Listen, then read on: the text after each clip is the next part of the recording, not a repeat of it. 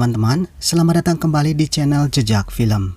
Oke guys, seperti biasa, kali ini saya akan merangkum sebuah alur cerita film dari sebuah film yang berjudul Chain tahun 2012. Film ini akan mengisahkan tentang seorang psikopat yang membesarkan seorang anak hasil penculikan yang ia lakukan dan ingin menjadikannya pewaris dari psikopatisme yang ia jalani. Dan anak ini pun dihadapkan pada dua pilihan sulit. Dia dibunuh atau dia akan dibebaskan dengan syarat ia harus menjadi seorang pembunuh seperti keinginan si psikopat itu. Jadi bagaimana kelanjutannya? Apakah si anak ini mampu menghadapi situasi seperti itu? Kita langsung saja ke alur ceritanya.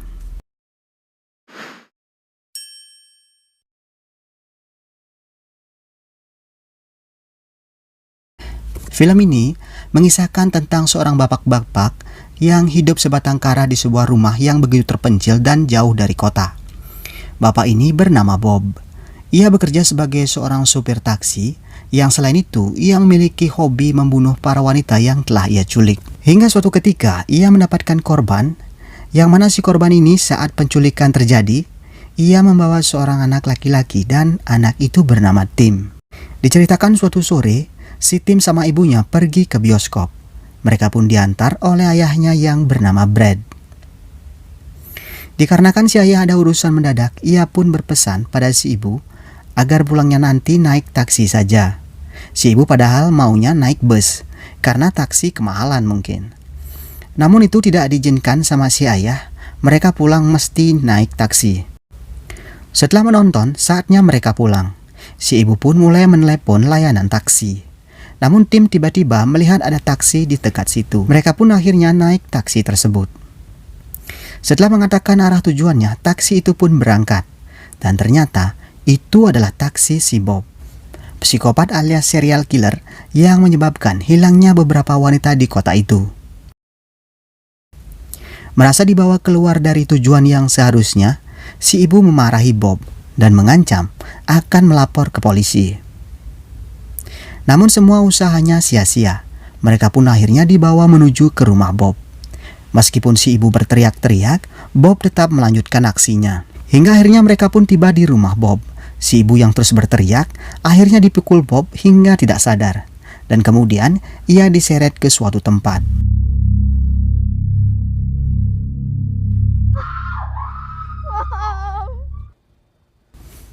Setelah itu Tim kemudian dihampiri oleh Bob dan diberitahu bahwa ibunya sudah tidak ada lagi. Dan ia harus mulai terbiasa dengan kehidupannya yang sekarang di rumah Bob. Tim yang sekarang hidup sendirian tidak punya pilihan lain selain melayani si Bob ini. Karena jika tidak, Bob akan melakukan kekerasan padanya. Tim kemudian dijadikan pelayannya si Bob sekaligus asistennya. Ia diberikan tugas membersihkan rumah, menyiapkan makan, sampai menguburkan mayat-mayat korban kesadisan Bob. Ia pun tidak diperbolehkan makan kecuali makan makanan sisa dari si Bob. Selain itu, ia juga ditugasi mengumpulkan berita-berita koran tentang orang-orang hilang, menyimpan semua identitas mereka, dan menghafalkannya. Selain itu, semua berita koran tentang orang hilang itu harus dimasukkan ke sebuah arsip. Selain itu, Bob hanya memberikan waktu 10 detik bagi Tim untuk membuka pintu jika ia mendengar Bob datang. Dan si Bob ini memberikan nama baru kepada Tim, yaitu Rabbit. Suatu hari ketika di rumah sepi, Tim mencoba melarikan diri lewat plafon dan menjebol ventilasi. Namun sayang semua yang dilakukannya ternyata dipantau Bob lewat sebuah kamera. Ia pun tertangkap basah mencoba kabur dan Bob memberinya kesempatan untuk berteriak sekencang-kencangnya. Namun semuanya sia-sia. Rumah Bob yang sangat jauh dari kota dan cuma ia satu-satunya yang bermukim di sana membuat semua usaha Tim sia-sia. Bob pun kemudian melempari Tim dengan batu sampai ia pingsan.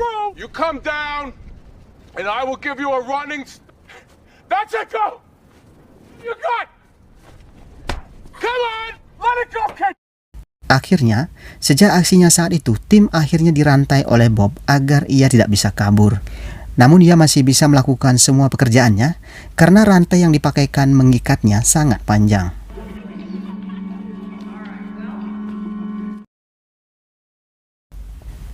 9 tahun pun berlalu sejak kejadian itu, dan Tim kecil sudah tumbuh remaja. Suatu hari Bob pulang dengan keadaan kesal, karena tadi siang ia mendapatkan penumpang, bapak-bapak bersama seorang anak laki-lakinya. Tampak si bapak itu tengah memarahi anaknya, dan nampaknya si anak begitu kecewa dan depresi. Bob pun jadinya kembali teringat kejadian di masa kecilnya, yang selalu mendapat perlakuan kasar dari ayahnya. Dan setelah kejadian itu, setiap malam Bob selalu bermimpi tentang kenangan buruknya di masa kecil. Husband's worried sick about you boys. Lying sack of shit! Big man! Dan akhirnya semua kejadian itu membuat Bob merasa kasihan kepada Tim. Ia kemudian melepaskan rantai belenggu kaki Tim. Selain itu, Bob ingin membuat Tim menjadi seorang laki-laki tangguh agar tidak mudah dilecehkan oleh orang lain. Ia pun memberikan secari kertas yang berisikan informasi tentang ayah Tim. Bob mengatakan bahwa ayah Tim sekarang sudah memiliki keluarga baru, dan ayahnya sama sekali tidak merindukan Tim. Dari sini muncul pertanyaan, bagaimana si Bob bisa mengenal ayah Tim? Dan ini akan kita ketahui di akhir video. Tim yang telah lama melayani Bob sejak saat itu mulai mendapat perhatian lebih dari si Bob. Ia mulai membantu Tim mencukur kumisnya dan memberikannya buku-buku pelajaran. Semua yang dilakukan oleh Bob bertujuan menciptakan seorang Tim atau Rabbit menjadi pria kuat dan tidak gampang dilecehkan oleh orang lain. Dan selain itu, terbesit keinginan Bob untuk menjadikan Tim sebagai penerusnya. Bob kemudian memberikan pilihan pada Tim. Jika Tim mau mengikuti jejaknya, ia akan dilepaskan, dan ia diizinkan pergi dari rumah itu. Namun kemudian Tim menolak, ia mengatakan tidak akan bisa berbuat seperti itu. Namun Bob terus memaksanya dan mengatakan bahwa selama ini ia hanya membunuh wanita-wanita pekerja malam yang menurutnya wanita-wanita ini memang pantas mendapatkannya. Selain itu, Tim dipaksa memilih salah satu wanita yang ada di daftar buku calon korban Bob selanjutnya. Dan setelah Tim memilihnya, Bob kemudian pergi memburu wanita itu. Singkat cerita, wanita itu pun kemudian sudah didapatkan, dan sepertinya wanita ini sudah dalam keadaan mabuk. Bob kemudian menyuruh Tim untuk membawanya ke ruang eksekusi. Dan di sanalah Bob mendemonstrasikan caranya dia menghabisi korbannya. Remember I saw you dancing? Everything will be okay, right? It's okay. It's okay.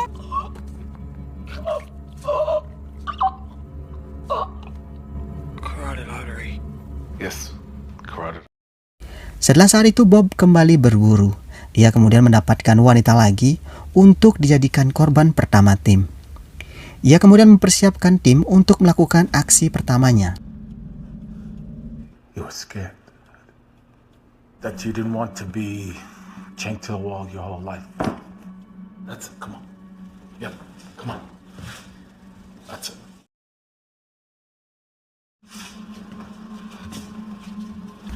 Dan Bob kemudian mempersiapkan wanita itu juga.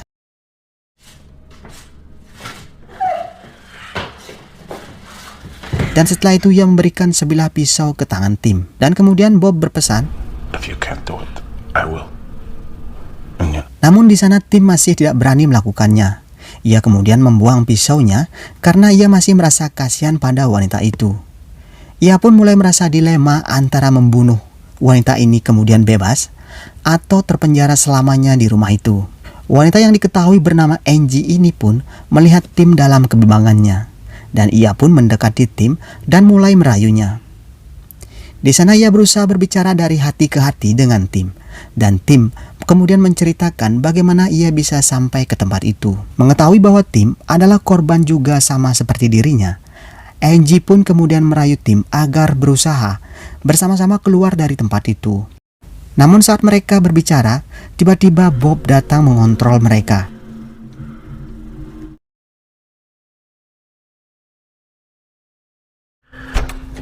Tim pun cepat-cepat menusuk perut Angie agar Bob pergi dari sana secepatnya.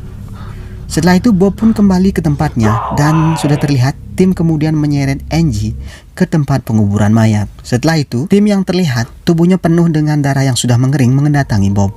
Dan ia meminta ikut untuk berburu malam itu. Di malam hari berikutnya, Bob berburu dengan mengajak serta Tim. Dan ini adalah hari pertamanya keluar dari rumah itu semenjak penculikannya. Saat melihat taksi Bob, ia masih mengingat-ingat kejadian di mana pada saat itu ia bersama ibunya diculik oleh Bob. Dan singkat cerita, sampailah mereka di kota. Setelah menyusuri jalan begitu lama, mereka tak mendapatkan buruannya satupun. Dan yang ada, hanya mobil polisi yang sedang berpatroli. Bob pun memutuskan untuk beristirahat di pinggir jalan. Saat ia melihat ke sekeliling, tiba-tiba pantulan bayangan taksi terlihat di kaca sebuah box pengumuman. Dan terlihat di pinggir bodi taksi itu bertuliskan "Help". Dan itu ditulis oleh Tim sesaat sebelum berangkat ke kota menggunakan lipstik. Bob pun nampak kesal dan kecewa kepada Tim. Dan ia juga mencurigai Tim tidak membunuh Angie saat itu. Merasa khawatir Angie masih hidup di rumahnya, Bob pun segera pulang. Setibanya di rumah, ia langsung meninju Tim sampai Tim tidak sadar dan menuju tempat Angie berada. Dan ternyata benar Angie saat itu masih hidup. Ternyata saat Tim dipaksa membunuh Angie saat itu, ia sengaja menusuk Angie namun tidak sampai mengenai organ pentingnya. Karena selama ini Tim sempat mempelajari anatomi tubuh manusia, sehingga menyebabkan Angie yang sudah ditusuk masih memiliki kesempatan hidup. Karena selama ini Tim sempat mempelajari anatomi tubuh manusia, sehingga sedikit-dikitnya ia mampu mengetahui letak organ-organ vital manusia. Selain itu, ia menyuruh Angie agar berpura-pura mati dan melemaskan badannya. Dia berpesan jika semua ini sampai ketahuan, Bob sendirilah yang akan menghabisi Angie. Angie yang masih hidup kemudian diobati dan Tim kemudian memberinya sebilah pisau. Bob kemudian mencari Angie di ruang pemakaman. Beberapa saat kemudian, di saat bersamaan, Tim tersadar. Ia kemudian masuk ke dalam ruangan itu dengan sebuah alat karena ruangan itu dikunci oleh Bob dari dalam. Bob yang masuk ke ruang pemakaman itu kesulitan menemukan Angie karena gelap. Dan saat itu digunakan Angie menyayat urat kaki Bob. Di saat yang sama Tim pun datang dan ia berusaha menyerang Bob hingga akhirnya Bob pun tewas di tangan Tim. Shut up. Rabbit.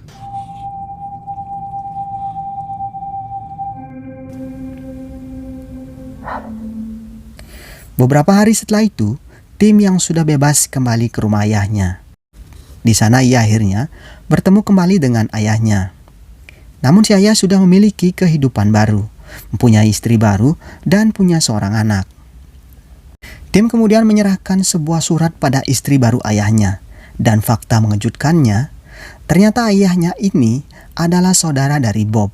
Dan ialah yang menyuruh si Bob untuk menghabisi istri dan anaknya saat menonton teater saat itu, seperti isi dalam surat yang dituliskan untuk Bob.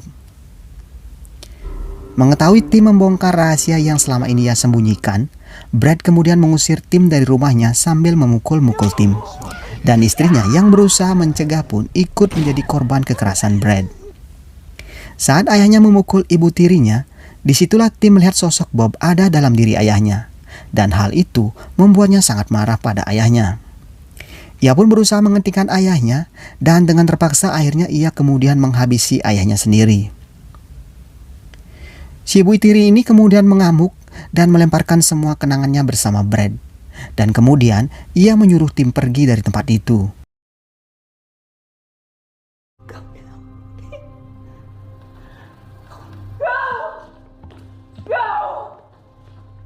Si ibu kemudian menelpon polisi dan melaporkan bahwa ia baru saja mengalami perampokan hingga menyebabkan suaminya terbunuh. Dan setelah itu, film pun diakhiri dengan kembalinya Tim alias Rabbit ke rumah Bob. Dan pertanyaannya adalah, apakah Rabbit akan meneruskan apa yang telah dilakukan oleh Bob atau tidak? Jadi kita nantikan saja sequel film selanjutnya.